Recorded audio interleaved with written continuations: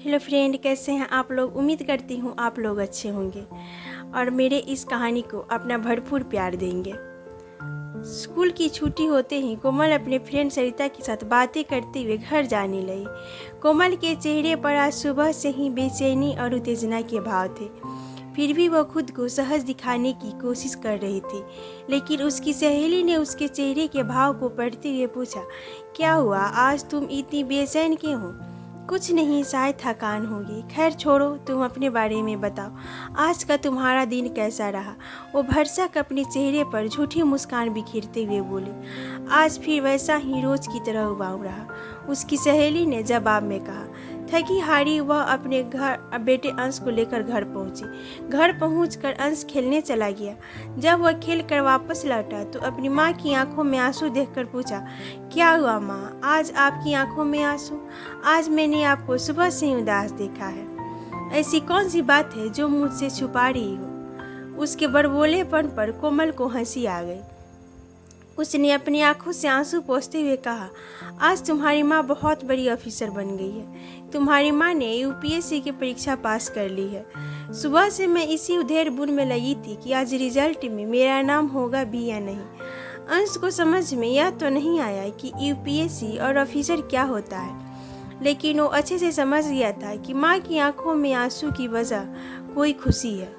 वह भी उसकी खुशी में शामिल हो गया। फ्रेश होने के बाद वो स्नैक्स करके पढ़ने चला गया। उसे स्नैक्स कराने के बाद कोमल वहीं बैठकर ना जाने किन ख्यालों में डूब गई। वह अपनी खुशी को अपनों के साथ बांटना चाहती थी, लेकिन अपनों ने उसका साथ बहुत पहले ही छोड़ दिया था। अब वो सोचने लगी, काश उस पल को समेट पाती जिस पल में उसके अपनों ने साथ छोड़ा था। कितना मुश्किल होता है ना, अपनों के होते हुए भी उनके बगैर जीना। शादी के महज कुछ महीनों बाद ही उसके पति की मृत्यु हो गई। जिस घर में वह ब्याहता बनकर गई थी, उन लोगों ने भी उसके बाद उसके साथ सारे नाते रिश्ते तोड़ लिए। घर में पल रहे 4 माह के बच्चे के साथ उसके सास ससुर ने उसे यह कहकर निकाल दिया कि तुम्हारे लक्षण अच्छे नहीं हैं। घर में कदम रखते ही तूने मेरे बेटे को खा लिया। एक ही तो बेटा था हमारा, वही नहीं रहा तो तुम्हारे यहाँ रहने का फायदा। चली जाओ यहाँ से और फिर दोबारा अपना चेहरा मत दिखाना। कोमल वहाँ से रोती हुई अपने माँ पिता के घर चली आई। कुछ दिन तो ऐसे ही कट गए। 5 महीने बाद अंश का जन्म हुआ और वह अपने सारे दुखों को भुलाकर उसकी देखभाल में लग गई। जब वह अंश को देखती तो अपने पुराने दिनों को याद करती, उन खुशियों के पलों को महसूस करती जो अपने पति के साथ बिताए थे। महज कुछ महीने में ही उसके पति ने इतना प्यार दिया था कि वह उसे भुला नहीं पाती। इस प्रकार 1 साल गुजर गया। धीरे धीरे अंश भी बड़ा होने लगा था। अब उसके माता पिता उसके ऊपर दूसरी शादी का दबाव डालने लगे। वह उन्हें समझाती कि मैं अकेले ही अंश का पालन पोषण कर लूँगी, आप दोनों को फिक्र करने की ज़रूरत नहीं है, लेकिन मैं दूसरी शादी नहीं कर सकती। पता नहीं वह अंश को पिता की तरह प्यार दे पाएगा या नहीं, लेकिन वे दोनों को मानने को तैयार नहीं थे। आए दिन इस पर बहस होने लगी। इससे तंग आकर उसने एक स्कूल में बतौर टीचर ज्वाइन कर लिया। अंश को भी कभी कभार वो अपने साथ ले जाती, लेकिन यहाँ भी उसके मुश्किलातों का समाधान नहीं हो पाया। एक दिन उसकी माँ डिनर के बाद उसे फिर से समझाने लगी, बेटा तुम्हारी कानपुर वाली मासी ने एक रिश्ता बताया है। लड़का का भी दूसरी शादी है। उसकी पहली पत्नी ने उसे तलाक दे दिया है। लड़का स्वभाव से अच्छा है। तेरी मासी उसे पर्सनली जानती है। अगर तू कहे तो हम बात आगे बढ़ाएं। मैं तो कहती हूँ किसी दिन तू भी उस लड़के से मिल ले।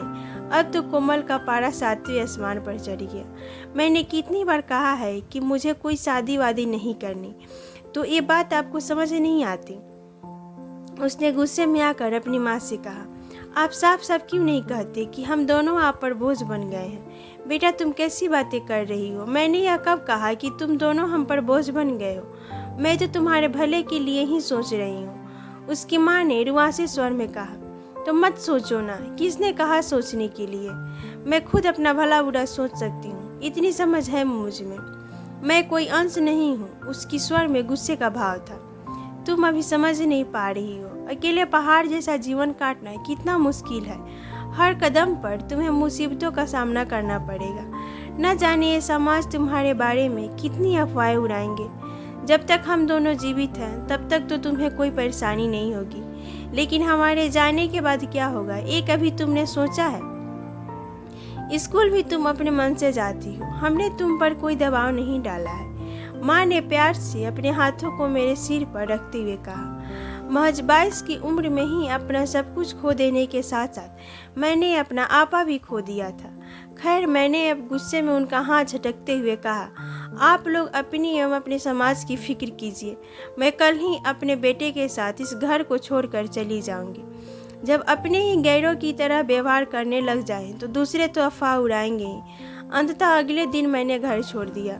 सब मुझे रोकते रहे, लेकिन मैंने उनकी एक न मानी। माँ पापा दोनों के आंसू भी मुझे विचलित न कर पाए। उस दरमियान सरिता ने मुझे सेटल होने में काफ़ी मदद की। तब से हम दोनों बेस्ट फ्रेंड हैं। इन सारी घटनाओं को बीते हुए आज 5 साल हो गए थे। इस बीच मेरे माता पिता ने मुझसे मिलने की काफ़ी कोशिश की, लेकिन मैंने उनसे मिलना ही नहीं चाहती थी।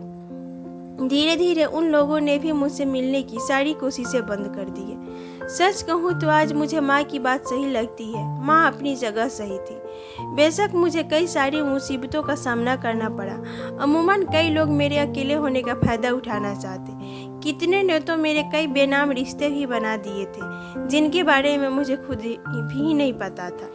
शायद इस समाज को एक औरत के लिए पुरुष साथी के बगैर जीना गंवारा नहीं। खैर, ये सारी बातें भी मुझे विचलित ना कर पाई और मैं आगे बढ़ने का निरंतर प्रयास करती रही। अंततः मुझे इसका सुखद परिणाम भी मिला।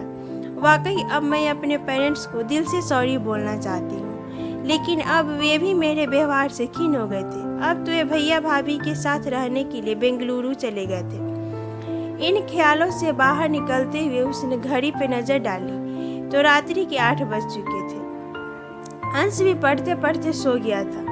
फिर कोमल ने फोन करके सबसे पहले अपनी सहेली सरिता को यह बात बताई। सरिता ने बधाइयाँ दी और पूछा, क्या तुमने अंकल आंटी को बताया? उनसे बात करने की मेरी हिम्मत ही नहीं हो पाई। तुम तो सब कुछ जानती ही हो। कोमल के स्वर उदासी भरे थे। एक बार कोशिश तो कर ही सकती हो। वैसे भी पेरेंट्स अपने बच्चों की सारी गलतियों को माफ़ कर देते हैं। शायद उनकी भी मन में तुम्हारे प्रति कोई नाराज़गी ना हो और वह तुम्हें माफ़ कर दे। सरिता की यह कहते ही फ़ोन की लाइन कट गई। सरिता की बातों से प्रभावित होकर कोमल ने अपनी माँ को कॉल किया। उसकी माँ ने कॉल उठाया और हेलो बोली, लेकिन कोमल के मुंह से एक शब्द भी ना निकल पाया और वह लगातार रोए जा रही थी। उसकी सिसकियों को माँ महसूस कर लिया और प्यार भरे स्वर में बोली, आखिरकार तुझे मेरी याद आ ही गई। अरे पगली, अब रोना बंद भी कर और कुछ बोल भी दे। आजकल तो बच्चे माँ बाप से नाराज होते हैं, माँ बाप नहीं। भरसक अपने गले को साफ करते हुए वो रुआसे स्वर में बोली, मुझे माफ़ कर दो माँ, मैंने आप लोगों का बहुत दिल दुखाया है। शायद आप मुझे माफ़ कर भी दे, लेकिन पापा किस बात की माफ़ी मांग रही है मेरी प्यारी बिटिया?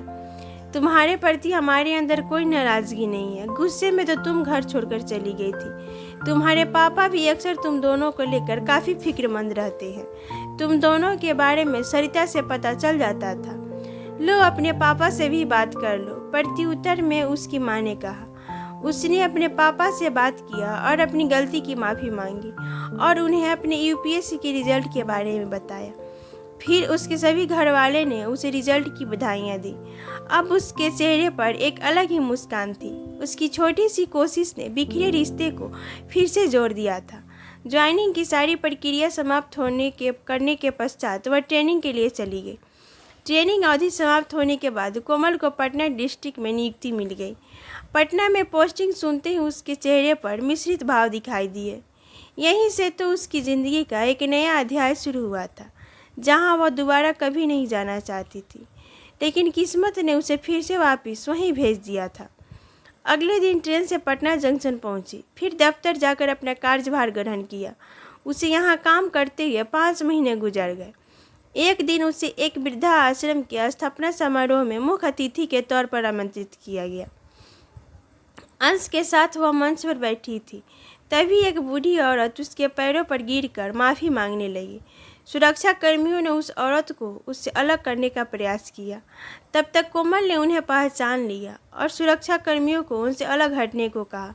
वह रोते हुए बोली, मुझे माफ़ कर दो बहू, हमने बेवजह तुम्हारे साथ बहुत गलत किया था। तब तक उसके ससुर भी मंच पर हाथ जोड़े उसके सामने आ गए।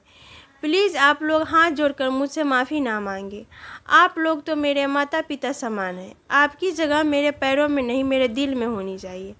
समारोह समाप्ति के पश्चात उन दोनों को अपने साथ लेकर घर चली गई।